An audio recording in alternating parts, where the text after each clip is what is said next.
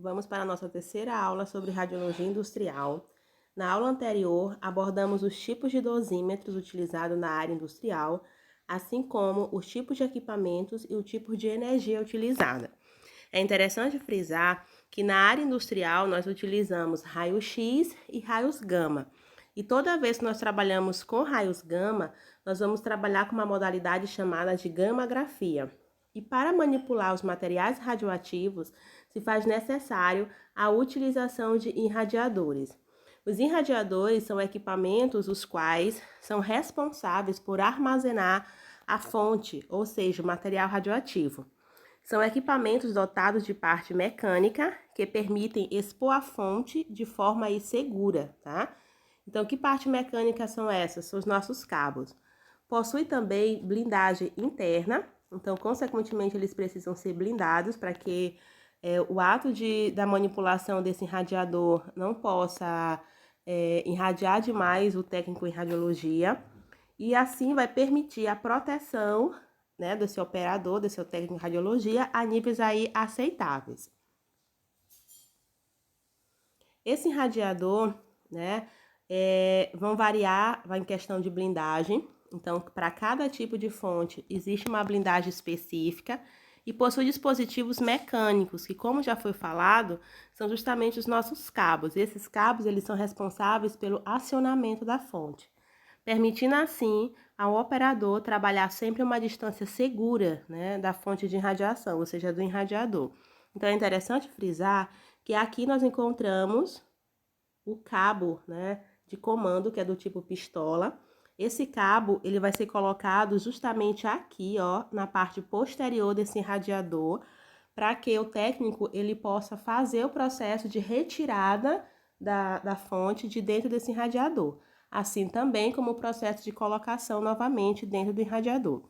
É interessante frisar que nós vamos encontrar também um cabo guia, e esse cabo guia vai ser conectado na parte anterior do nosso irradiador, e é ele que vai levar a fonte até a região do colimador, que é essa região aqui, ó.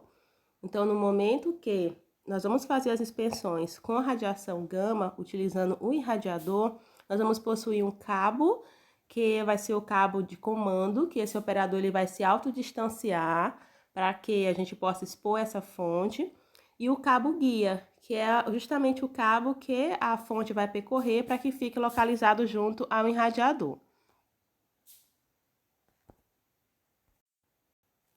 Esse irradiador, ele possui alguns componentes e são divididos justamente aí em três. Então, ele possui a blindagem. Como já foi enfatizado, cada irradiador, ele possui uma blindagem específica de acordo com o tipo de fonte utilizada. A fonte radioativa, e essa fonte radioativa pode ser do tipo cobalto, que é o mais utilizado, irídio e o selênio. E os dispositivos para expor a fonte, que são justamente os nossos cabos, que são os cabos guias e o cabo de comando. A utilização das fontes, né, radioativas. A escolha da fonte, ou seja, do material radioativo, são especificados pelo poder de penetração, sendo que o selênio, né, 75, ele é utilizado para as espessuras mais baixas, o irídio 192 para espessuras intermediárias e o cobalto para espessuras maiores. Então, nós trabalhamos muito fazendo inspeções ou fazendo radiografias em peças maiores de 12 centímetros de espessura de aço. Então, consequentemente, precisamos de uma fonte tão penetrante também. Então, é por isso que o cobalto ele acaba sendo mais utilizado. É interessante frisar que dentro da radiologia industrial, nós também vamos estar irradiando, além de metal, os nossos alimentos.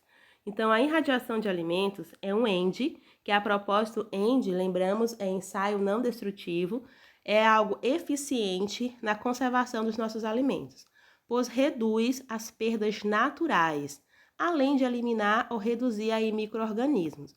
E essas perdas naturais, ela entra justamente como brotamento, porque a gente sabe que quando uma batata, por exemplo, então uma cebola começa a brotar, consequentemente elas já vão perdendo qualidade, aí ninguém vai querer comprar, né? Além de eliminar ou reduzir os micro-organismos. Então, como bem sabemos, os micro-organismos aqui com que fazem, né? Ou são, né, as estruturas que fazem, tudo se decompor. E aí esse processo de irradiação, ele não vai causar qualquer tipo de prejuízo ao alimento, não vai danificar, pelo contrário, vai tornar mais seguros aí ao consumidor. Embora de que parte dos nossos consumidores, eles não aceitam muito bem alimentos irradiados. Ou seja, eles não aceitam quando eles sabem. Porém, hoje, a área alimentícia utiliza a radiação justamente para promover essa qualidade aí. Tanto que a gente observa que os nossos alhos, eles já não brotam mais, a cebola normalmente também já não brota, a beterraba, ela murcha, mas ela também não brota, né? Então, por que elas não brotam? Justamente porque elas foram irradiadas, para que esse processo ele pudesse ser retardado, né? Então, ele demorasse mais para acontecer e assim não houvesse perda, né? O processo de irradiação é feito com os alimentos embalados ou a granel. Então, nós podemos já irradiar os alimentos diretamente nas suas embalagens que vai para o consumidor, ou nós podemos irradiar a granel, que é em grande quantidade. A quantidade de radiação utilizada é minuciosamente controlada, por um tempo pré-fixado e de acordo com o objetivo bem determinado. Então, é interessante frisar que não é porque nós vamos estar trabalhando com objetos, né, inanimados, ou seja, que não tem uma vida especificamente, que aqui nós vamos trabalhar com qualquer tipo de dose de radiação.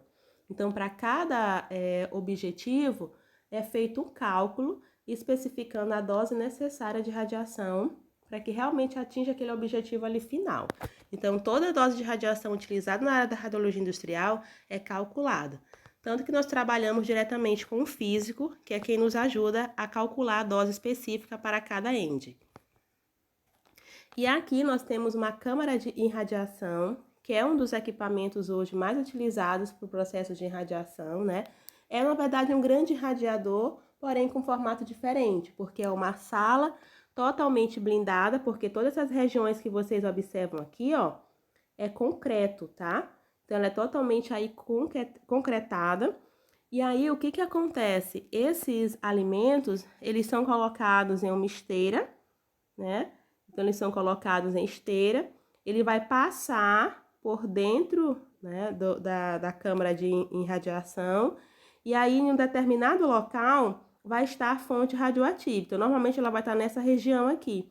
E aí, na hora que é para ser feito o processo de radiação, essa fonte, ela vai subir e ela vai vir mais ou menos para essa região aqui, ó, onde tá essas duas placas. E aí, na hora que o equipamento é acionado por um tempo pré-determinado, cabe lembrar, esse alimento ele vai percorrer essa esteira, vai passar próximo da fonte de radiação e vai sair aqui, ó. E aí, na hora que esse alimento sai, ele já está prontamente para o uso, você já pode consumir imediatamente. Afinal de contas, não contamina, tá, gente? É um processo apenas que é feito o ato de exposição à radiação naquele objeto. E cabe lembrar que o percurso dessa esteira, ou seja, o tempo de entrada e de saída, é controlado. Então, o físico e o técnico de radiologia, eles calculam o tempo certinho que esse alimento vai passar, né, dentro dessa câmara de irradiação. E aqui eles podem ser irradiados, como já foi enfatizado, tanto a granel quanto em embalagens já menores, né, que já vão diretamente para o consumidor. Cabe lembrar que todo alimento que é irradiado, ele precisa ser, vamos dizer assim, que etiquetado, então colocado uma certa simbologia. Então, a lei determina que todo alimento irradiado deve conter um símbolo internacional dos alimentos irradiados. E esse símbolo ele é chamado de radura. Então, todos os alimentos que passam pelo processo de irradiação, ele recebe um símbolo. Esse símbolo é chamado de radura. Ou seja, o que significa radura? Feito para durar. Então, nós irradiamos nossos alimentos para que eles possam durar mais. Então, eles precisam receber uma simbologia, né? Que é justamente esse símbolo que nós estamos observando aqui à direita. Cabe lembrar que hoje dificilmente a gente vai encontrar nos nossos supermercados esse símbolo. Por quê? Porque a população ela ainda não está aberta aos alimentos irradiados.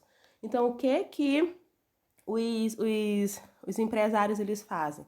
Eles compram alimentos irradiados, só que eles não divulgam. Porque se eles divulgarem, consequentemente, os nossos clientes não vão querer consumir. Então, a irradiação de alimentos, ela tem uma divisão. Ela é dividida em 3 tipos. Radurização, radiciação, que é o mesmo que radiopasteurização, e radapertização. Cabe lembrar que cada um tem um objetivo específico. Então, a radurização, ela tem o objetivo, deixa eu voltar aqui. Então, a radurização, ela tem o objetivo de inibir brotamento e retardar, né, o apodrecimento, ou seja, evitar com que esse alimento, ele amadureça, né, vamos dizer assim, que muito rápido.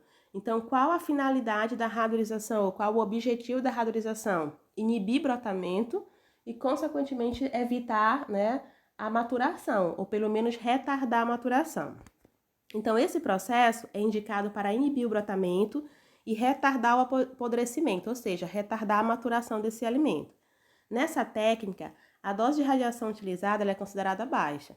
Então, nós temos alguns alimentos que são irradiados, que é para não brotar, que é o caso da batata, da cebola, do alho, beterraba. Então, todos esses alimentos que eles tendem a brotar, eles são irradiados para que eles durem, né, bem mais.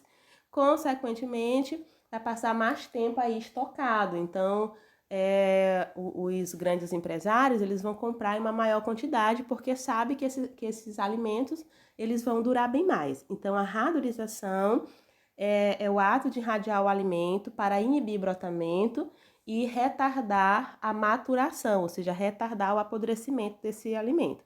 Cabe lembrar que quando o alimento ele vai amadurecendo, naturalmente, né, ele vai apodrecendo. Nós temos também a radiciação ou radiopasteurização, e nessa técnica nós utilizamos a radiação com a finalidade de controlar a população de bactérias e fungos, ou seja, nós queremos reduzir a contagem microbiana. Então, essa técnica tem a finalidade de controlar a população de bactérias e fungos na superfície dos alimentos. E a dose de radiação utilizada, ela é intermediária.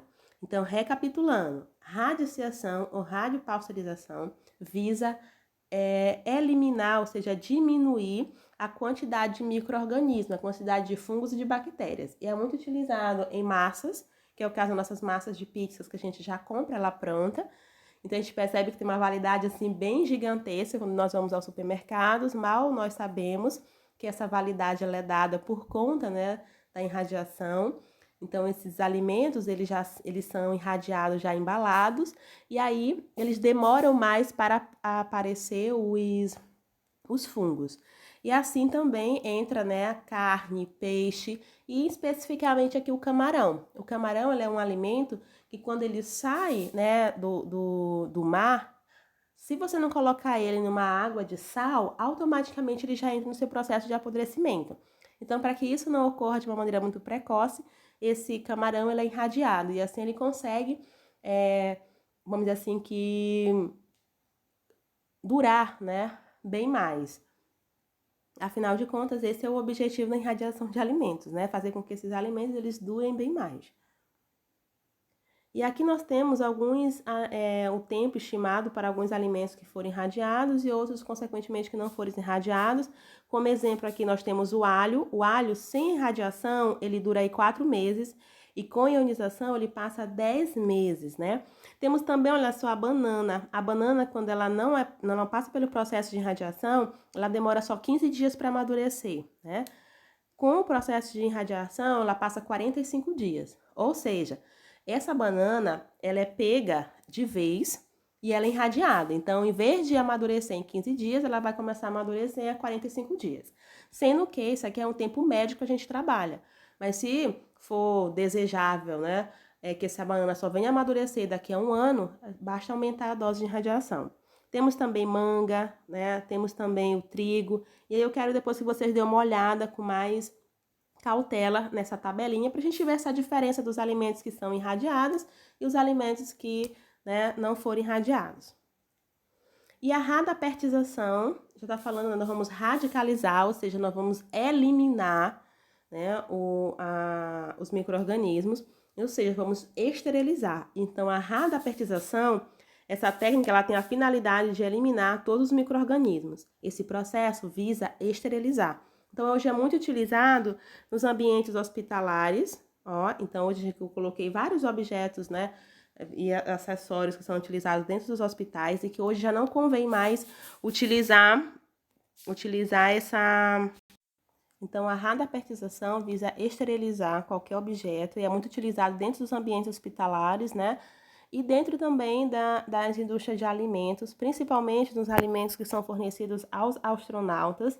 Então, aqui nós temos alguns alimentos, e esses alimentos, eles precisam durar muito, sem a presença de fungos, né? De nada.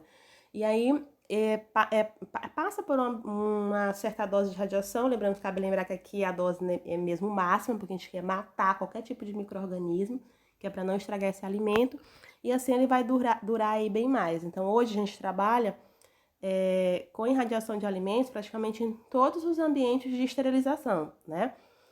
E vai esterilizar esses alimentos e até mesmo, como é que eu posso falar para vocês, objetos mais específicos, como na área hospitalar. Então, na área hospitalar, a gente trabalha muito fazendo o processo de esterilização em seringas, em agulhas, né, em scalpes, em ataduras. Então, hoje, nada disso mais é esterilizado com calor, como antigamente. Hoje, a gente trabalha com processos de irradiação. Então, cabe lembrar, turma, que o nosso conteúdo programático de radiologia industrial, ele encerrou aqui a nossa terceira aula. Porém, eu preciso que vocês busquem bem mais, porque a radiologia industrial é bem mais ampla. Então, por favor, qualquer dúvida, coloque lá nos nossos comentários, ou então pode me chamar diretamente no WhatsApp. Bom estudo a todos!